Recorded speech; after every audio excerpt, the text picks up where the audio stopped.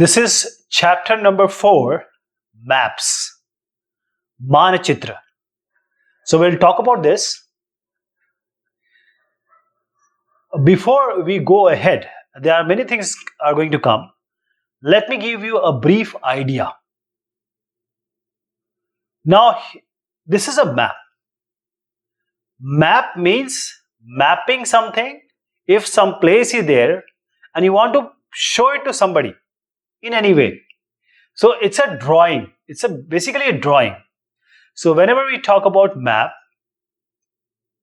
this area, this place, we need to show, to present. If I want to show globe, that is earth, that is I want to show you on a paper, what is the possibility? What are the possibility? The best possibility is that I want to portray it on a paper. I have to map this round shape onto a planar shape, onto a plane shape. That is whole earth or a country or even your community. So that community level, this is a map showing a simple community, very small community. So how does this map looks? What are the factors? What are the elements? The first thing is that if you are living here, you know that this is a playground. And the person who don't know this, if you put this paper in front of him, he will know that, okay, this is the khel ka maidan, or this is the place where you play. This is your house. This is a school. So one thing here is the scale. This is a scale. And scale is 1 centimeter equals 10 meter. That means if you take a very small, that is a unit part, 1 centimeter part here, and that is representing 10 meter of actual ground. Actual 10 meter is shown here as 1 centimeter. You cannot show this whole in a paper. The area is quite big. So if you want to show it on a screen or a paper, you need to have a scale. That is, if I measure from here to here, and this is 10 centimeter, that means I am talking about 100 meters. I am talking about 100 meters. On paper, it's 10 centimeter. Actually, it's 100 meter. This is the scale, paimana. The second thing is the direction. Now, this direction is quite clear. It's north direction. It's a north direction. And if your house is here, that means that is north, south, east, west. So you are north and south and west. So your house is at southwest direction. That is, from this you can know the directions also. And the third thing is the legend. Legend is symbols. That is this. I don't know what is there, but when I see this green thing, I know that this is grass. And with this, I can know that this is a tree. And this is some trees with fruit. So I cannot say this as a fruit tree garden. I cannot say that. Because these symbols tells me that what exactly this place is for. Only by these symbols, I can know things there. So these, because I'm not knowing it, I'm from outside and I have this map in front of me. So I can know that what all is there because of the symbols, because of the north direction, because of the scale. This is post office. There is a well also, right? So this is the basic element here. Now let me start with map. Map is a representation. It's a drawing. And you take some part, this is your community part.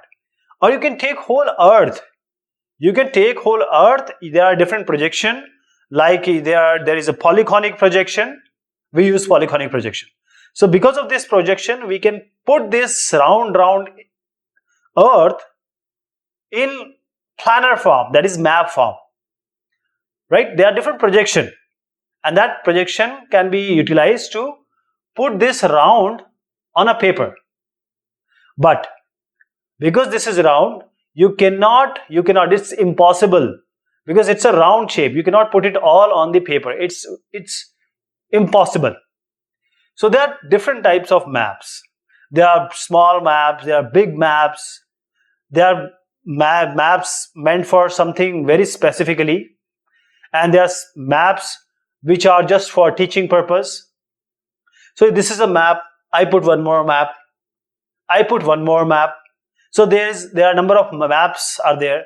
So if there is a combination of map, you can call it as the atlas. So when we put maps together, we can call it as an atlas. So this map showing the earth, this map which I showed you, these two pictures you see are different. So what exactly maps are? What type of map are you talking about? So the maps are different types. The maps have different types. So I'll take one by one. These are few of them. There are number of different types. First is physical map. Let me show you the picture first. Now in this picture, this is a physical map of India. If you see here, you can see rivers, you can see mountains, all the natural things you are able to see, and international boundary also. But main thing is river, mountain. So a map which is showing the natural features, prakratik cheezein of the earth, like mountains, plateaus, the plains, the rivers, the oceans. These are all called, these maps which contains all this content is physical or relief map. Physical or relief map. Relief is for height. Relief is basically for height or slant, angle. What about this map? You'll say what this map is doing. Now this map is a political map. Why this is a political map?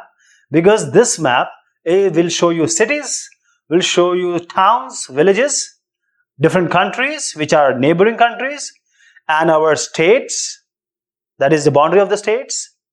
These maps are of political importance for the government, for the local government, for the state government, for the different government, two governments of different countries. That is why this map becomes important. This is a map which is a political map, because you know what is where, the government will know. So basically we are trying to show the states, their capital, their boundaries, their extent, and their boundaries with other countries. So these are political maps. Now third map is a thematic map. So what is a thematic map? Now this thematic map you can learn by the word theme. This thematic map has come from theme, on a theme. For example, you are hosting a dance party and you say the theme is Bollywood. So someone will come as Akshay Kumar, some as say Salman Khan. Now you say theme is say vegetables. Someone will come as say brinjal or any other fruit or vegetable. So it will be based on some theme. Only one information will be there on the map. One map will have only roads and roads. One map will have only literacy rate.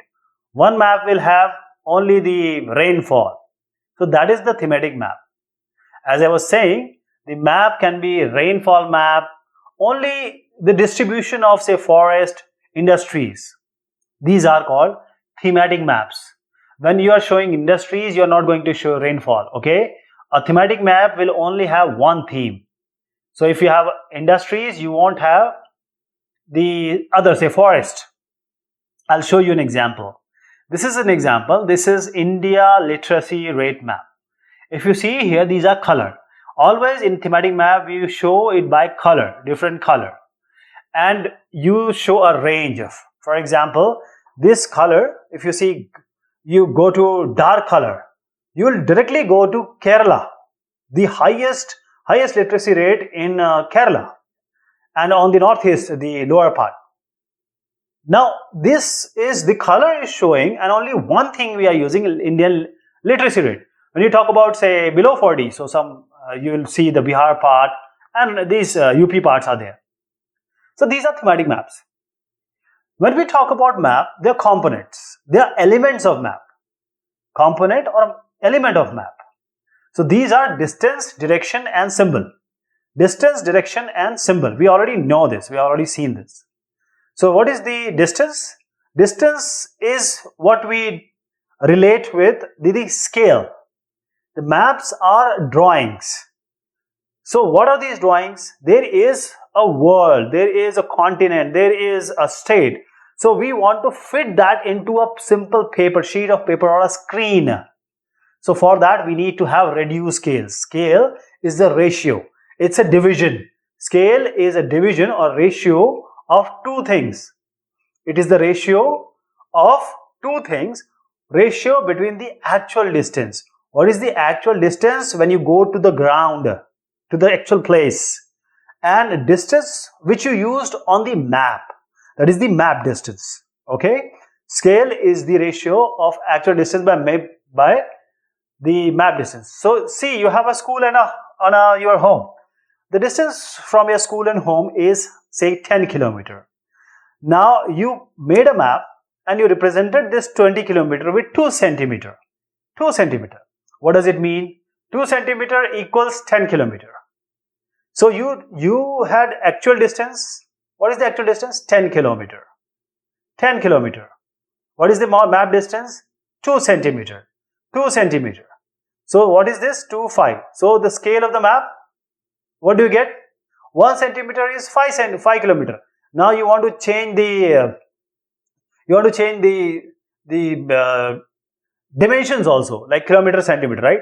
But right now you just want to understand that 2 kilometer equal 2 centimeter, 10 kilometer, 1 centimeter equal to 5 by this kilometer. That is 1 kilometer. This 1 centimeter by 5 kilometer is what? Is your scale. So if you know the scale and the map distance, you will be able to find out the actual distance.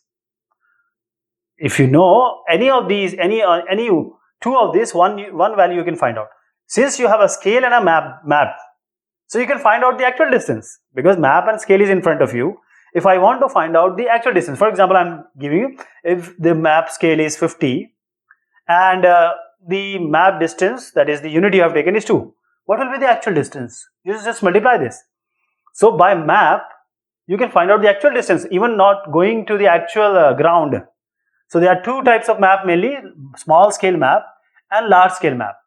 So this small scale map, if there is a very big continent or a country, now when you want to show it, because it is very big, so you cannot, 5 centimeter, you cannot have some 100 meter or 200 meter. You have to show 500 kilometer or say 100 kilometer, 200 kilometer. This is small scale map. Now when we have a small area like your village or a town, now you don't need this 500 kilometer because the town may be say 2 kilometer by 2 kilometer, 5 kilometer by 5 kilometer. So 5 centimeter you can use to show say 500 meters or 1 kilometer. 500 meters only, 1 kilometer or 500 meter. So the first map which I told you is a small scale map. The second one is the large scale map, because large scale map is showing this the small area in a bigger way, so it's giving you more detail. Large scale map gives you more detailed information than the small scale map. Coming to the direction. Now coming to the direction, if you see this map, there is a north direction, and this north direction we are talking about. So if you have say some central point, you have north up, south down, east right and west left. So north, south, east, west. These are the basic directions and these are known as the cardinal points. As I'm saying, whenever we make a map, we have a direction. A cartographer who is actually making a map, he will always have these three components. One is the scale, the second is this direction, which is the north direction, like this. North direction. So we have 4 major directions: north, south, east, west. And north, south, east, west, we call it as cardinal points. Cardinal points we call them. And with this also we can find out the intermediate one. This is east, so this is northeast. This direction is northeast. If you have in between here, you are in southwest direction and southwest, southeast, southwest, and now you have northwest. Remember, we always say northeast, northwest. We never say east, north, or west, north. We never say east, south, or west, south. We always say southeast and southwest. I hope you got the idea. Always southeast and southwest, and northeast and northwest. We don't take W or E first. And there is one thing called compass. There is an instrument called compass, and widely used in navigation. In compass, there is a magnetic needle, because Earth also has a magnetic field. Earth also has its own magnetic field. So now, whenever we take this compass, the needle of the compass will show the direction of north, and south. So this is a instrument which gives you a direction. It's a compass, and it shows you the magnetic needle. Always needle is pointing to the north direction. The back one is pointing to the opposite direction, that is the south direction. Most of the things are done by compass. Previously, now it's all digitized, and previously people used to see the pole star, Dhruv Tara, to find out the north direction. Now coming to the symbols. Now symbol becomes very important. Symbol. See, if you have a map, now if you want to put so many names or so many things on a map, the person who wants to see the map, he will not be happy. It will be cluttered. It will be quite of clumsy. So there are certain agreed upon signals all over the world, universally accepted. So we have symbols to represent various objects, various man-made and natural things on this earth, on our globe. So its maps have a universal language that is known, understood by everyone. It's an international agreement that these are conventional symbols. Conventional means traditional. It has been going for long. Everyone knows it who is related to map, geography, or map making. See, if you are here, somebody comes from America, some is coming from Sudan. All the three will look at the map, and if they know this symbol, because they know this symbol, they will understand the map without it. Even if you don't write it, if you want to make railway line, make this. You want to show the broad gauge, meter gauge, these are the symbols. For railway station, you can show like this. But don't change it. If you change it, the meaning of the symbol is going to change. This is universally accepted, so you cannot change it. And these are metalled and unmetalled road, that is the cemented or damer road, charcoal road. And these are, say there is a temple or a mosque, and here are tree, grass, settlement, graveyards, the post office, the police station. See, human settlement is like this, where we live. This is the building, actually, our buildings. And this is the graveyard. Bridge is also there. So there are different colors being used, different way of showing it. Water bodies, say we show blue for water bodies, brown for mountain, and yellow for plateau, green for plants. These are agreed upon symbols. Okay, so if you see, green is shown in green only. So here is a map. If you see, we just saw some symbols. So we have all, now you are aware that this is a Girijaghar, this is a temple, this is a graveyard. Now you know about this. This is a graveyard, this is a river, north direction. Here we have a railway station. Here we have human settlement. People live here. They are their homes. These are pull or bridges. So it's so easy to understand now. And this is the classic way of representing things which we know, which we all know. So a picture is equal to 1,000 words. Sometimes even it's 10,000 words. There are two things also. We don't call them actually map, but they are talked about with this. A sketch is something which we draw based on our memory. We want to make someone understand something. For example, you are Ram, I am Sham, and I want to tell you that, okay, how to come to my home.